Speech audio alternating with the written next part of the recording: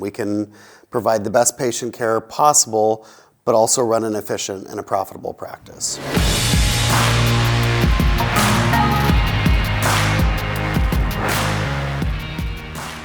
My name's Collin Hart. And I'm Andrew from VMG Health. Together, we'll talk about some of the business topics that physicians don't learn in med school. In this video, we'll talk about why it's critical to think like a business owner in order to build long-term value. Andrew, what are some areas you see your physician clients overlooking as relates to running their practice?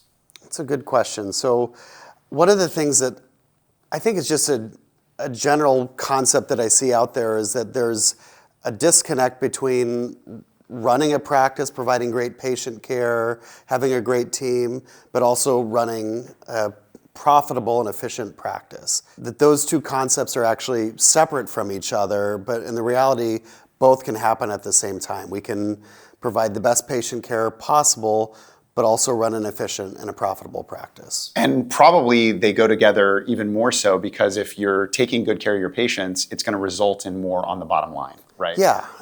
I think typically, providing great patient service, providing, building a great team, all of those things, having the best experience possible, those are things that you do, and an outcome of that can be profitability, can be money down to the bottom line. And again, those two things don't have to be separate from each other. Right. And most of our clients didn't go to business school, right? They went to med school. So they didn't learn that, hey, they necessarily need to operate the business. But it's probably important to think about any time they're going down the road of a new project or a new service line, hey, what's the return on investment? That's right. What we typically do is sometimes we lead with gut feeling on initiatives, whether it's equipment purchases, build outs, adding ancillary service lines. Start with gut feeling instead of actually going through an objective analysis to figure out things like break even. How long will this venture take before it becomes a profitable service line or before this is successful? And I'll tell you, we run into that even on the real estate side of the equation, where folks want to build a nice, beautiful new building, but don't necessarily remember that it's an investment and don't think about the business case or how much space they need. So it sounds like that applies to the whole business, not just the real estate. Across the board, I would agree with that. I think a lot of our physician clients are very entrepreneurial.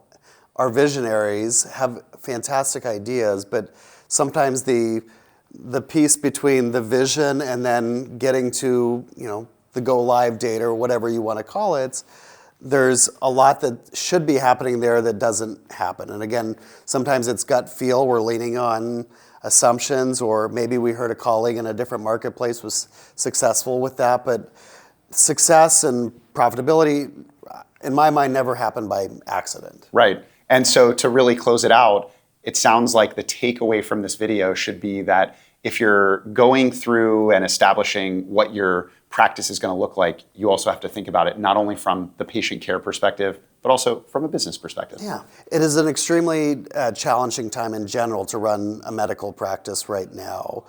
Expenses are as high as they've ever been, wage inflation, all of those factors. And so where maybe in the past we could get away with, hey, if this doesn't work out or if we don't hit our targets, we'll be okay. Mistakes happen a lot more frequently now, and I just think the risk profile is that much greater. So you really have to make sure to do the diligence in the first place when you're doing your forecasting, your expense build outs. Factor in all of those things because you'll have a much more likelihood of being successful with that. Great. Well, thanks for sharing, Andrew. I really appreciate it. You got it.